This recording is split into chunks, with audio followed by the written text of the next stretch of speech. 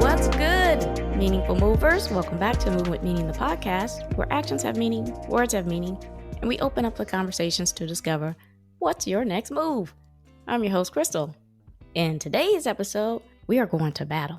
For this veteran, after fighting for our freedoms, he comes home and finds an even higher purpose and continues his service. But you know how we do it here. We need to set that theme, so let's go ahead and do that.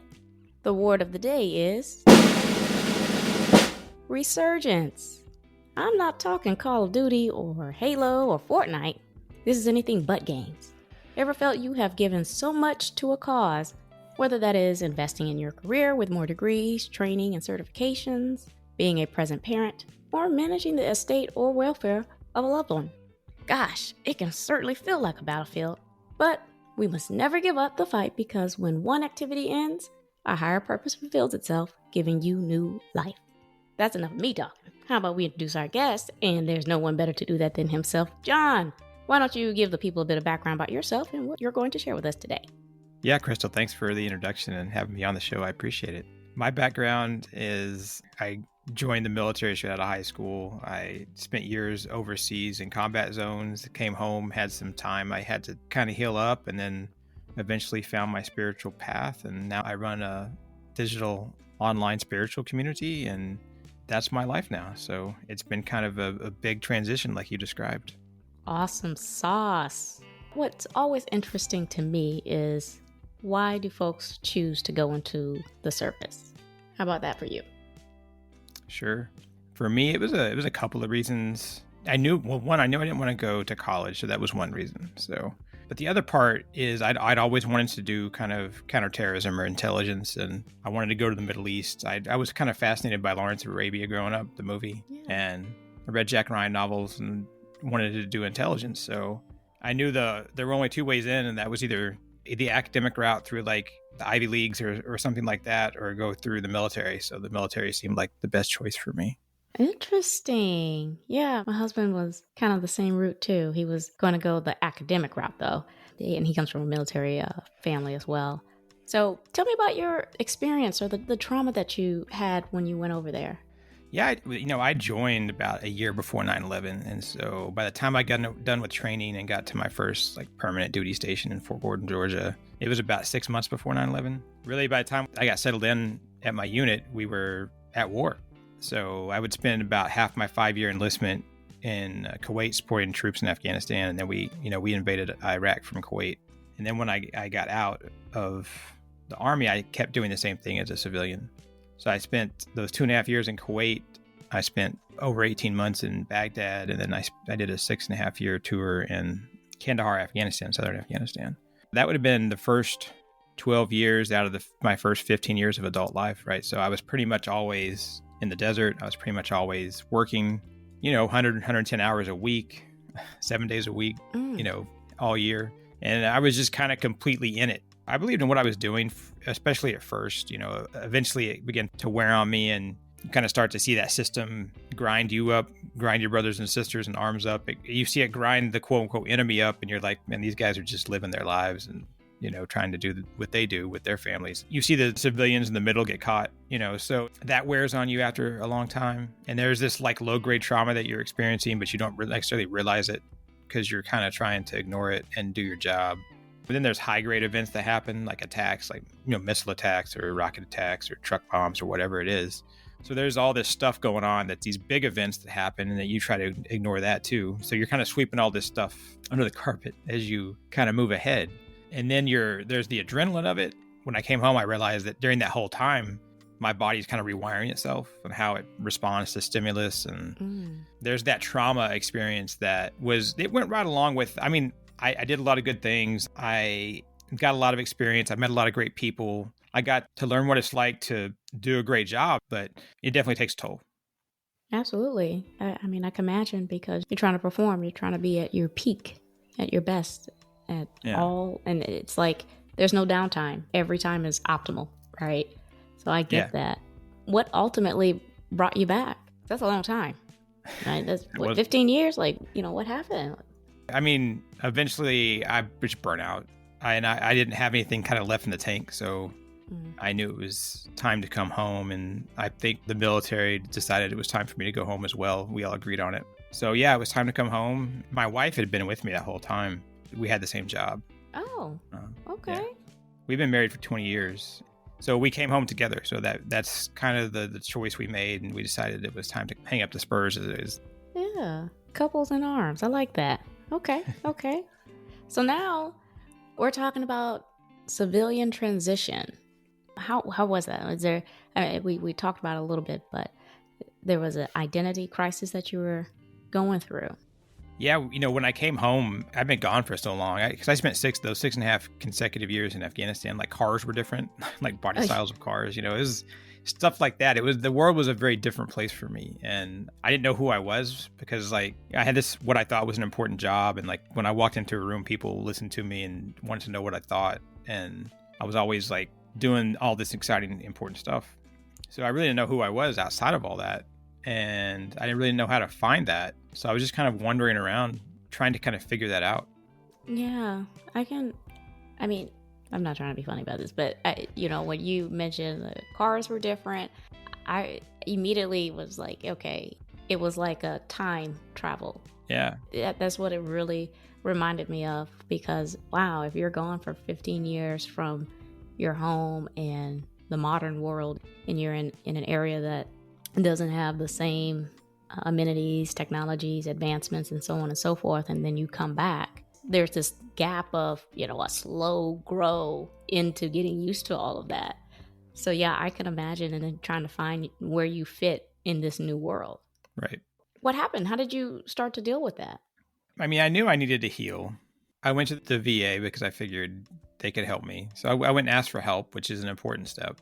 And they partnered me with a therapist who was into like Eastern modalities and Eastern medicine. She taught me mindfulness meditation. She did hypnosis with me. And it's very uncommon to find someone like that in the VA system. So that was helpful.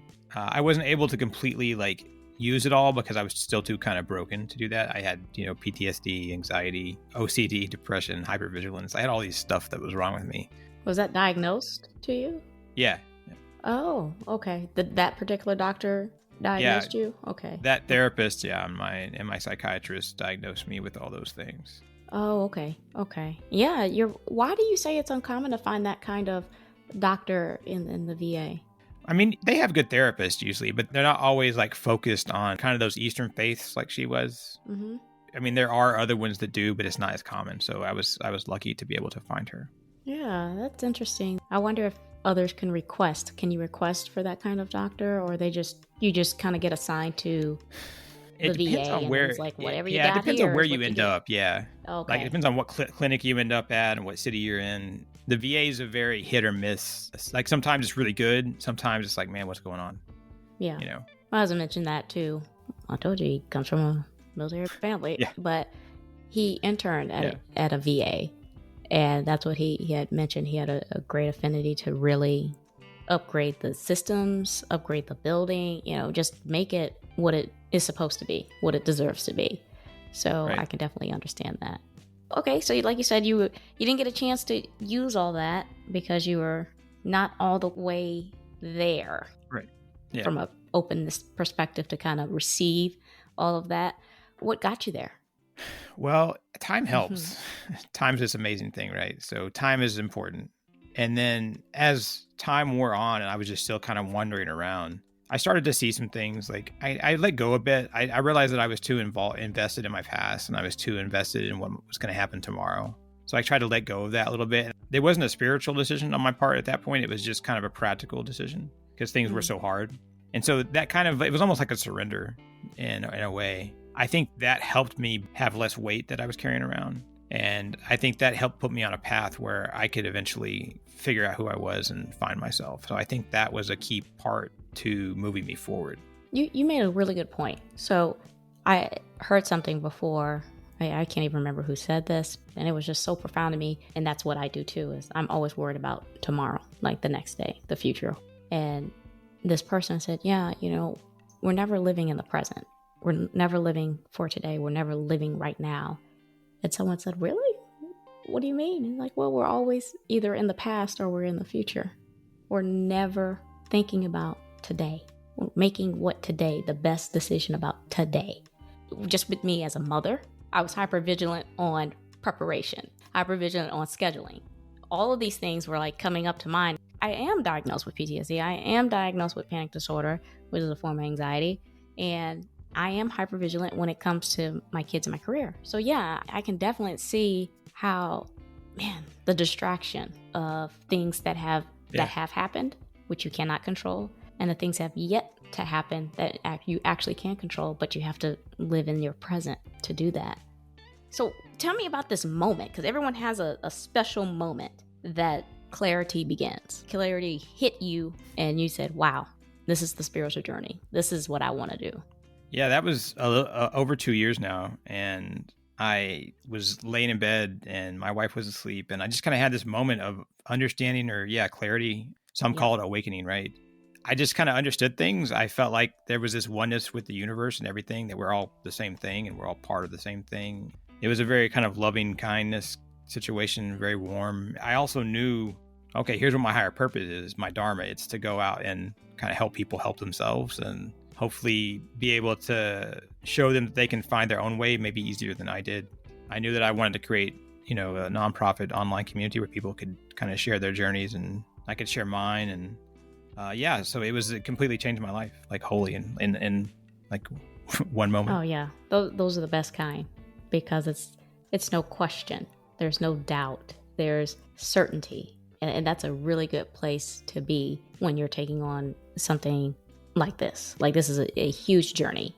Anything spiritual, anything where it involves a lot of risk and all these things.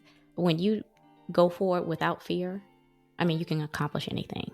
And that's literally what you were saying. And I know of a few people have had these moments before where they knew, I'm probably built for this, but maybe not. I mean, I had it 20 years ago. I was like, I know I can do something more than what I'm doing today. But it took me 20 years for that moment to hit me and for all that fear to go away. So you mentioned something really interesting before when we talked, was how you had to go about communicating your message or communicating your mantra, your spirituality. I think that's important, because we have to be careful with how we communicate, spirituality, but it's difficult to explain because sometimes we're explaining it from our understanding. And when you're talking to someone who doesn't have that, you have to get a little creative. You got to get a little bit charismatic with it. So what are some ways that you did this communication? Yeah, for me, that was really important, because since I hadn't been on a spiritual path, I didn't really know how to talk about it in terms that people talk about it, the vocabulary, the references, the history and the background. So I kind of had all this stuff in my head that I understood now, but I needed to be able to communicate about it with people, and I needed to be able to better understand it myself as well. So I did a lot of reading. I think I read like 60 books in 4 months, and that's all I did. I just read for 12 hours a day. And I took notes and wrote down my thoughts and saved quotes. And, I read stuff online, and I wanted to understand philosophy, spirituality, religion, self-help. I wanted to kind of understand it all so that whatever people could believe in, I could translate what I thought and talk back and forth. I've always thought reading was really important. And so it really helped me figure things out and process my own thoughts, and kind of anchored myself too after I had this moment, and kind of centered and grounded me as well. Yeah. Was there a particular book that you felt spoke to you? Okay, this is exactly me right here, because it's great that you read 60 books, because you're coming at spirituality from several different angles. Is there one in particular that said, whoa, this is exactly what I was talking about. This is me right here. This is how I'm going to go about it. There were a couple books that really hit me. I'd say one that really stood out, and I still think about and use and process every day probably is, it's called Braiding Sweetgrass by Robin Wall Kimmerer. And she's Potawatomi and Anishinaabe Native American. And she's a poet. She's also she's a scientist. She's a teacher at the State University of New York system in SUNY. So she's both an artist and a scientist. And she's able to write this book in a way that's really beautiful. But it talks about our connection and oneness with each other, with everything, with animals and plants and the earth. And it tells the creation stories of like Sky Woman and Turtle Island and some of the really amazing stories from Native American creation traditions. It's just a great book. And it talks about our relationship with nature in a way that we are nature. We aren't in nature. We are nature. So Yeah. it's one of those kind of life-changing type things if you read it, I think. Yeah. What's amazing, I love that you said that she was into art, and it's like living artfully. That gives you a certain type of superpower to communicate with anybody. Because when you're speaking to them like surface level, it's very academic. It's very stoic, it's very frank, and that's great because I speak that way. But when you add that little twist, that little snap, crackle, and pizzazz, it does create a connection. Because I'm sure you have a connection with her. You've never met her, but just through her words and how she was able to explain that, I can feel that coming from you and just looking at you as you're explaining it. So you mentioned, I guess, that you are now more spiritual now than you ever have been before. How were you before? I've always been kind and very positive. I've always felt like there's something else out there, but I was never really open to it. I was interested in it and exploring it, but I was never open to like committing to that process. And then war happened, and then I kind of got lost in that for, 15 years. And so it didn't occur to me to think about it too much. And then I was healing and there wasn't much time for it. So it just, it never was a thing that I grew up Southern Baptist, but that didn't take. Mm-hmm. I tell people I'm not Christian now. I'm a universalist. I believe in pretty much, all the faiths and all the spiritualities and all the religions. But I tell people I feel more Christian now than I ever felt when I was Southern Baptist growing up as a kid. So. Oh, wow. I think that's important too, because you were led, but you found your way. It's like both. It's good when you figure it out on your own. It really is, because it's not imposed on you. It's not indoctrinated, right? And all this other kind of stuff. Because as we continue to grow up, we see the world differently than the way religion paints the picture. Because I grew up Catholic. I'm Catholic. But I'm more spiritual than I am religious. And that's sure. Because there are certain things that I agree with and certain things that I don't. Oh my gosh, it was just, I was fighting myself because I felt guilty, but I also felt like this is right. I know deep down that, you know what I mean? Like I love God, I believe in Jesus. I know that, but how it's being preached to us, I don't believe that is love. That's not how I interpret it. That's an incredible gift that you have basically developed over time. And I love the transformation. Like, so if we go back with communicating, give me an example of like how you would communicate spirituality.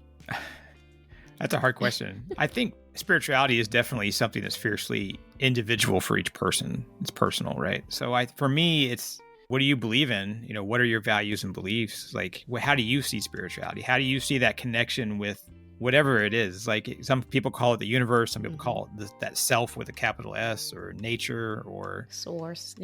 Yeah, I know. Yeah. Source. What do you call it? And how do you connect with it? How do you see your connection with it? I think that's a starting point for two people to kind of figure out how they can have a conversation about their own spirituality together, like what it looks like. I get that, because one of my first guests, she was speaking about EFT. Her name is Ann Hintz, and it was one of my highest performing episodes. She was spiritual, but she didn't believe in God, right? Sure. Spirituality to her was about working on yourself, mental health, sure. Right? Inner work, and bringing yourself back to home. Really just being one with who you are and tackling your trauma and, being an overall good human being. And I was like, okay, well, that is spiritual too. Yeah. All right. But you're right. It's very personal. It's almost as if you're communicating it on their level.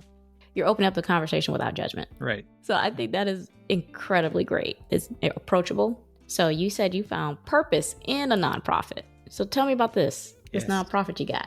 Yeah, I felt like there was room for like authentic, meaningful connection in the digital world, in the modern age. So I wanted a place where people could find a community, even if they're, because we all kind of now we grow up and we move away from home and we're all in different places. And so I think sometimes we struggle a bit with community. So I felt like let's have a place where people can connect regardless of what their belief is or their individual spirituality or religion.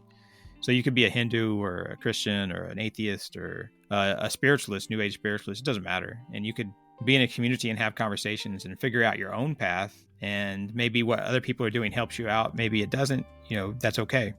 I kind of wanted to create a place like that was kind of safe and not a giant, Instagram or Facebook or some giant place, but it was kind of a smaller, more personalized place. Awesome. So how do people get in touch with you to be a part of this community? Or do you hold events? Yeah, we have online events. We have conversations like this, like roundtable discussions in Zoom. We have daily journaling prompts and daily affirmations or, meditations. We have just prompts where we discuss things like, hey, let's discuss this. What does everybody think about this? Just on chat. Our main landing page is it's called kishar.org. It's KISHAR.org. And Kishar stands for Mother Earth or Gaia in the Sumerian faith, a goddess Mother Earth. And essentially, yeah, it's a place where, yeah, you can have conversation, you can chat. There's stuff on how to meditate better, if easier, something that works for you, basically. Create your own meditation that works for you, or create your own practice that bridges between this concrete world and your spiritual reality. And stuff like, have better relationships and sleep better, because, you have to have all these grounded things to kind of have time and space to be spiritual. So it's that intersection between walking a spiritual path, but also, yeah, we live in this real world that we're going to be walking through every day. So how do we do that at the same time? Oh, that's really special. A form, practices, like it's daily inspirations. I love the journaling. Yeah. I'm going to tell you that right now. You sold me and you had me at journaling. Let's just say that. But my man with the plan, John, do you have any golden nuggets to offer us and add that catch up just to recap?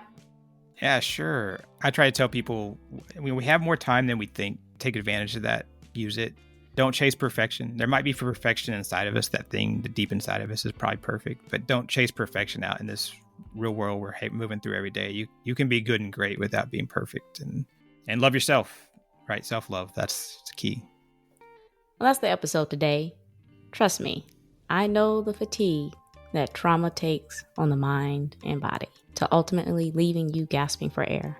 It is a daunting experience to live in a constant battle with yourself when all the targets are knocked down. This is when you must reach down within yourself and take on your trauma, shadows, secrets. They go by many names, but they remain the same. That's why I appreciate John sharing his journey and his fight, not only for himself, but finding a way that frees others by finding sanctuary and solace in spirituality. Thank you for your service and so much more. If you can relate to John's experience, certainly share yours and what that has done for you. I love it all, and so will someone else. Before I let you go, John, why don't you go ahead and remind the people who you are, where they can find your resources, or reach out to you? Sure. John Lawyer. Again, our website's kishar.org, KISHAR.org. That's the entrance to our community and has links to our socials. We have a pretty cool YouTube channel as well they can find. And that's us. Come check us out.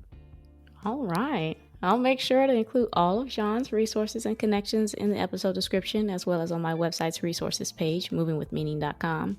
Make sure you guys subscribe to the show, Moving With Meaning the podcast, and tap that alert bell so you know when these episodes drop. I am on Apple Podcasts, Amazon Music, Spotify, and YouTube Music. Please share, like, repost, and follow. Tag someone. We are creating a community. Quick housekeeping before you go. Follow me on Instagram at movingwithmeaning82. Also connect with me on LinkedIn. I do dabble in TikTok at Krystal B. Clark. My YouTube channel is up. Kindly run over there and have a look or two. Links are in the episode. Alrighty. I'm Krystal on Moving With Meaning the podcast, reminding you to take it one step at a time. All moves have meaning. Check y'all later.